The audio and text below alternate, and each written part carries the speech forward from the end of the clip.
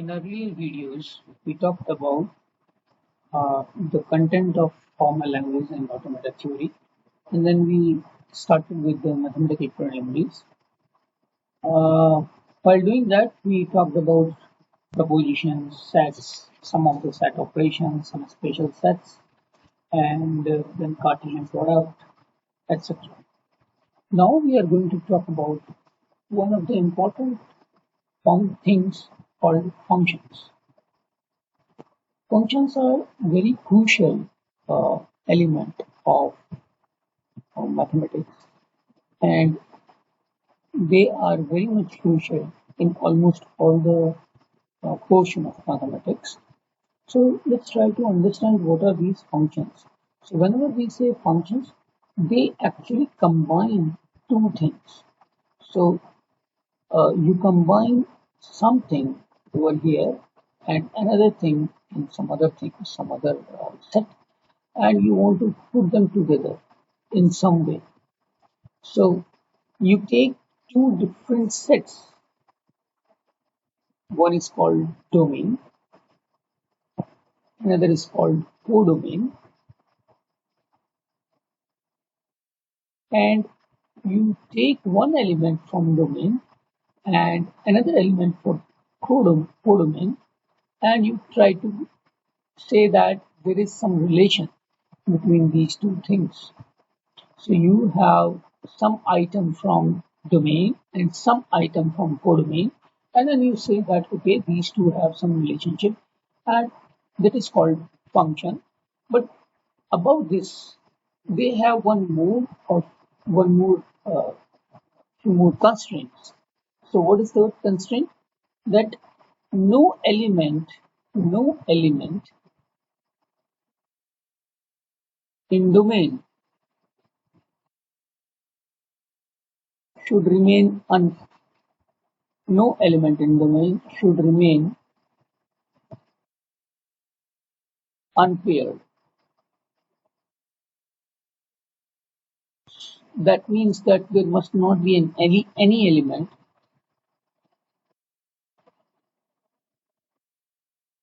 which is unpaired with an element in codomain. So there all the elements in the domain should have some or other pairing in codomain. Moreover, uh, the domain element cannot be mapped. The domain element, that means like no element in the domain can be mapped to more than one element in codomain. The domain element cannot be mapped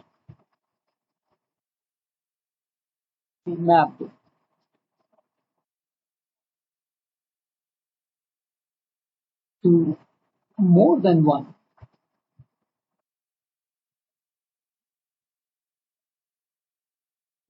element in codomain.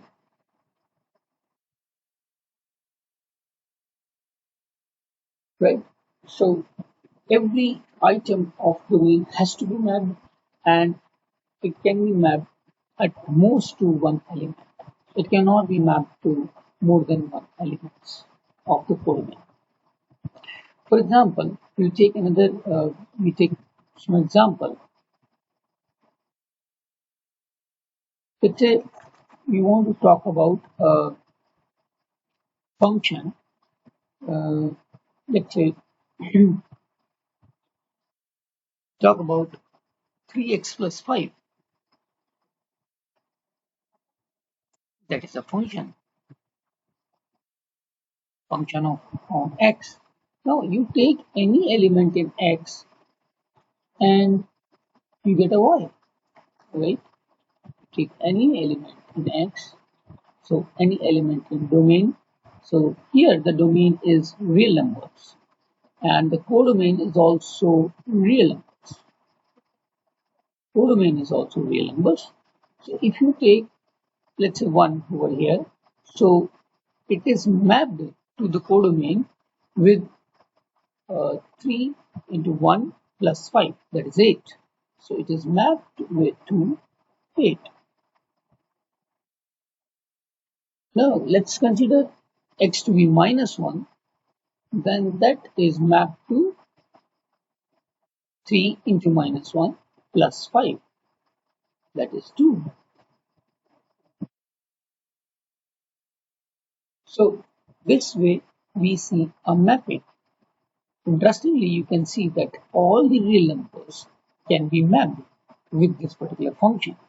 So if you consider any real number, that real number times 3 plus 5, it is the mapping into the R. And you can notice that if you take any x, it can generate only one value. This 3x plus 5 can generate only one value. It cannot generate more than one value. So we have two constraints. First is all domain elements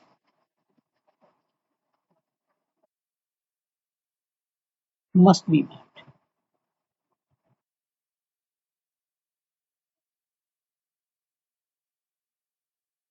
So that constraint is fulfilled because you know that all the real numbers do have some or other number in codomain. So if you take any x, there is a number in codomain which can be mapped onto that. Another one is each and every x has exactly one image in y or exactly one image in codomain. So this is codomain. This is domain. So every element in X has having exactly one image in codomain. So each domain element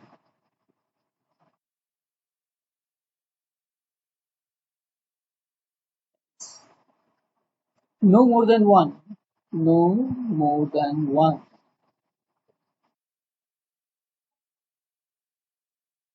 image in codomain.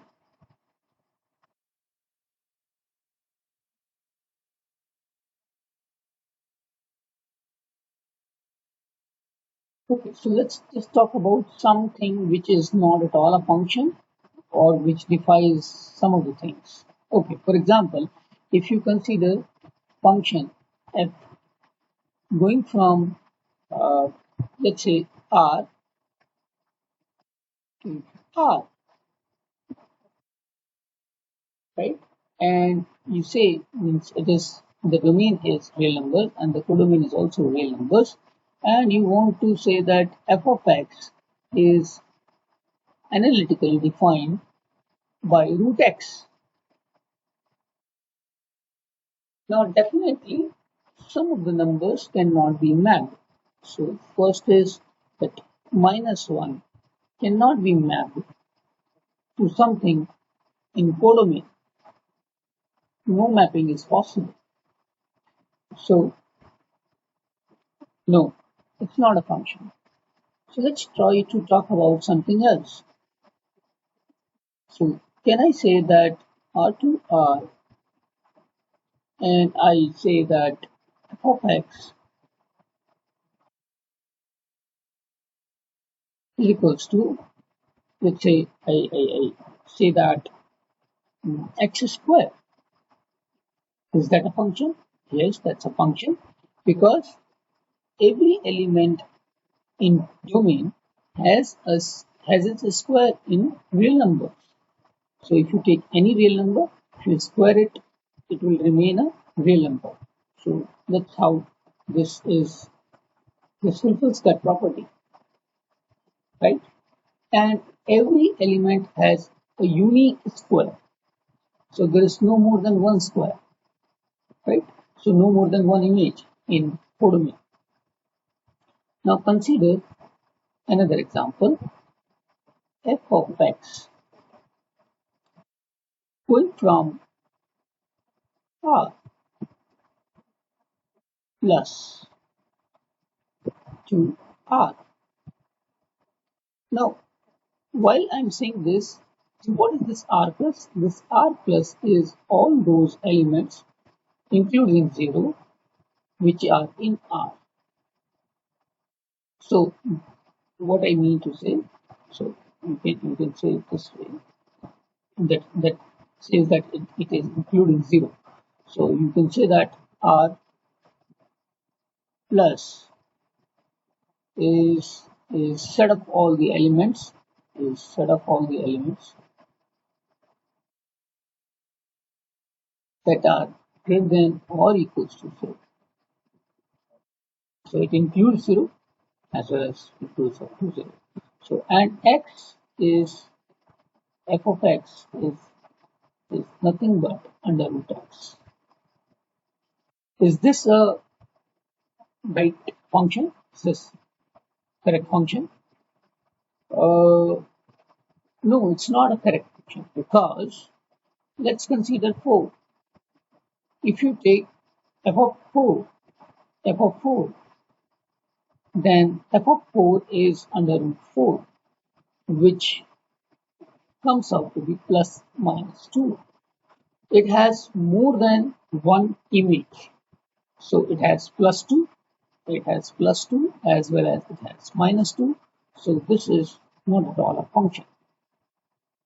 But this is not because that some of the elements in the domain are not having a mapping.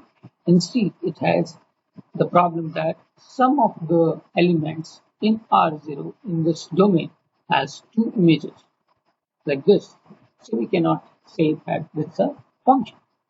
Now consider another thing.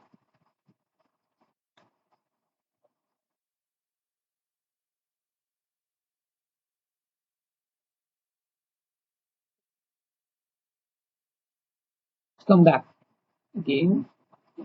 Let's try to discuss this another function f, which is going to r plus to r plus, and let's say that includes 0 as well. And the function on x is defined to be root x. Now, in this particular case, you can see that every element of x in the codomain has exactly one image in codomain. So you consider you take 0, you have a 0. If you take 4, you have only 2. You do not have minus 2 because minus 2 is not belonging to the codomain. So you cannot map it. Similarly, if you talk about 9, it has 3 only, or if you talk about 3, it has exactly one value called root 3 and so on and so forth. So now you can say that it's a function.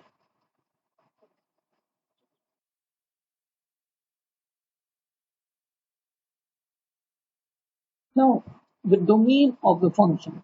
So the domain of the function can be k-tuple. What does that mean? It means that it might have k input values. So a1, a2, and so on and so forth. Ak. It can be k-tuple. So function may take a value that is k-tuple and returns or gives you an output. So for example, you can take an add function. Add function takes two tuple and it returns a single number 5, let's say. So at times functions may take input k tuple and the k tuple can be calculated or can be evaluated on that function. So we'll talk about next one more preliminary called graphs.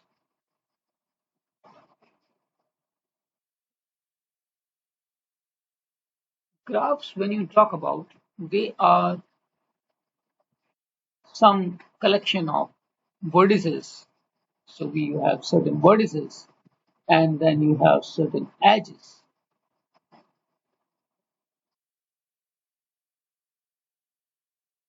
So let's say this is vertices A, B, C, and D, and these edges denotes some kind of connection between the two items. So A and B has some connection. B and C has some connection. A and C has some connection. A and D has some connection. While C and D does not have that connection. So the connection is determined or represented by an edge, and the item itself is represented by the vertex. Vertex A, vertex B, vertex C, vertex D. So when we write this graph, we write graph G as in a set of vertices A, B, C, and D.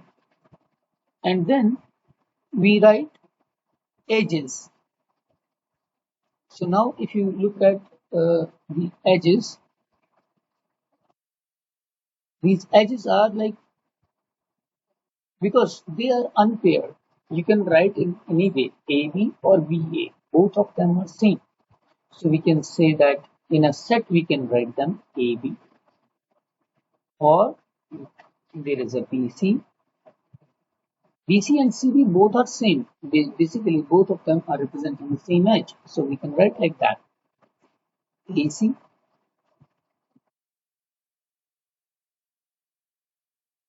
and AD.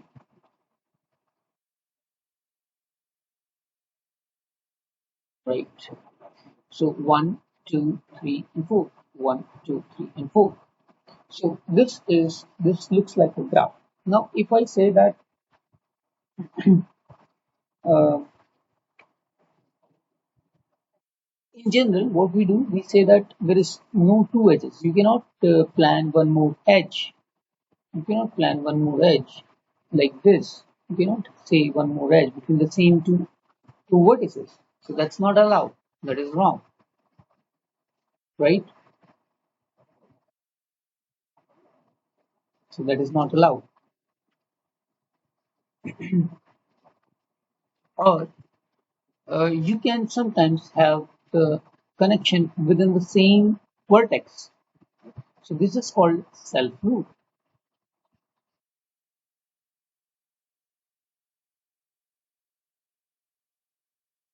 In certain cases, we also have directions.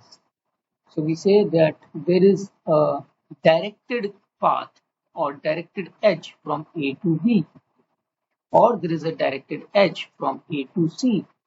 But it means that there is no path from C to A. There is no edge, direct edge from C to A. So in that sense, in that case, the edges becomes ordered pairs. So in that case, the edges will be written in parentheses like AB, because now we have order. We cannot write BA. We cannot write BA. So BA is not an edge over here. This is not there, but this is AB is there.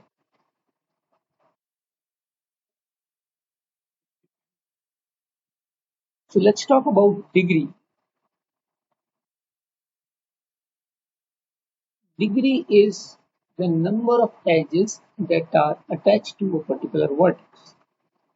So for example, if you are talking about this,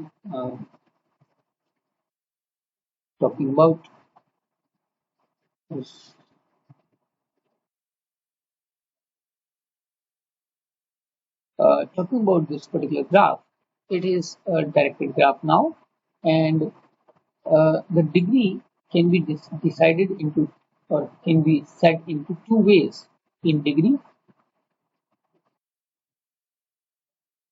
and out degree. In degree is the number of edges that are coming to A. So in degree of A is 0, while out degree, so one edge is going out, another edge is going out, another is going out. So out degree of A is 3.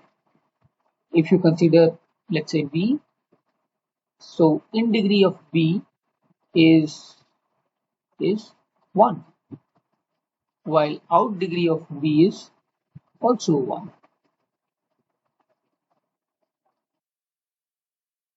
right? So that's how you can calculate the degrees. But if in case this graph is not directed, then the in degree and out degree together makes the degree of the vertex. So for example, if in this particular case, the degree of B will be 2 if this graph would have been a undirected graph.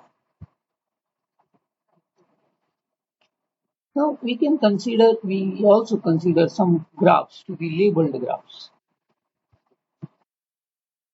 Labeled graphs. So sometimes we generally want to, or we want to give some kind of significance to the edge. We want to associate this edge with something. So let's say I name it this edge is weighted with 2, 1, 3, something like that. So in that case, this graph is called labeled graph. And the subgraph of this particular graph is a graph which is made up of subsets of the vertices and edges.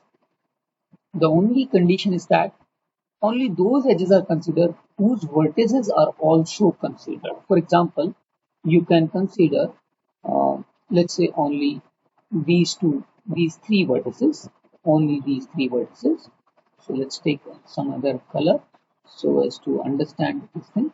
So let us consider only these three vertices. In that case, I cannot consider this edge or I cannot consider this edge because this particular vertex is not there. Since this vertex is not there, I cannot consider this edge. So this edge cannot be considered, this edge cannot be discussed, this edge cannot be discussed, this edge cannot be discussed. Only out of these three edges I can choose some of the edges. So the subgraph of this graph, if I have taken only these three vertices as a subset of the vertices, then I can take this particular edge, and this particular edge to make a subgraph. So possibly the subgraph would be look like this one, or maybe this one, or maybe this one, right? So these could be the subgraphs of this particular graph. Uh, Now let's try to understand what does it mean by path.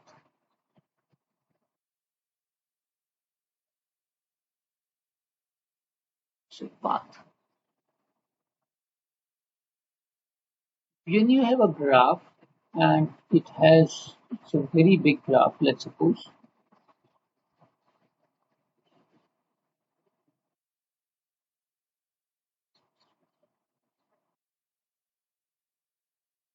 Now, if you are looking at the path from here to let's say here, we say that there is a path. So there must be some kind of consecutive edges, consecutive vertices. It's a sequence of vertices that are connected with certain edges so that you can reach from one particular vertex, say V1 to V2.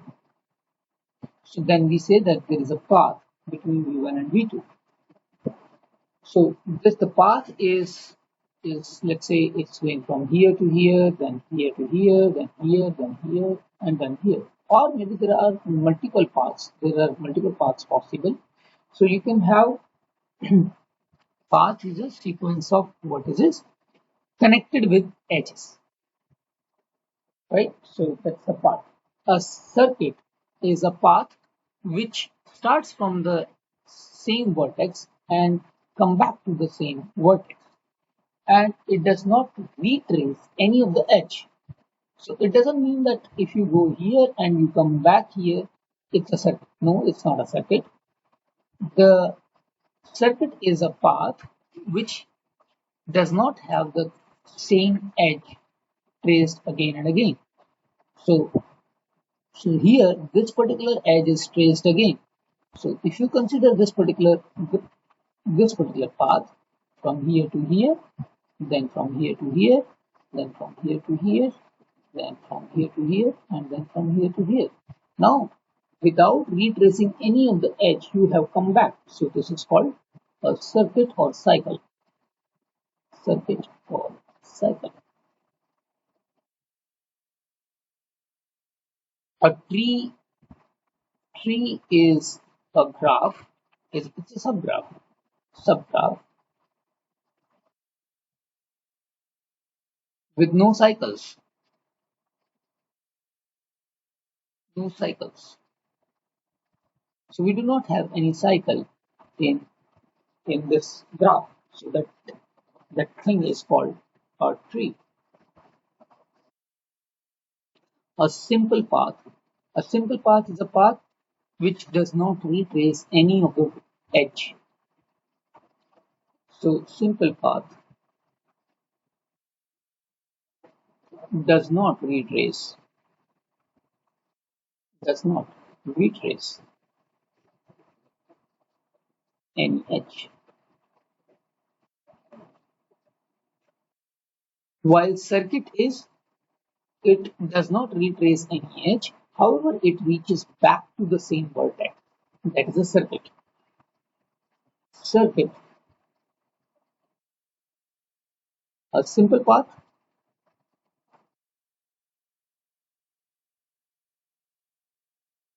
with starting and ending edge.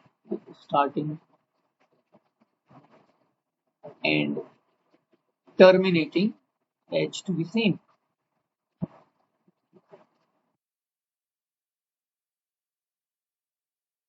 Being same.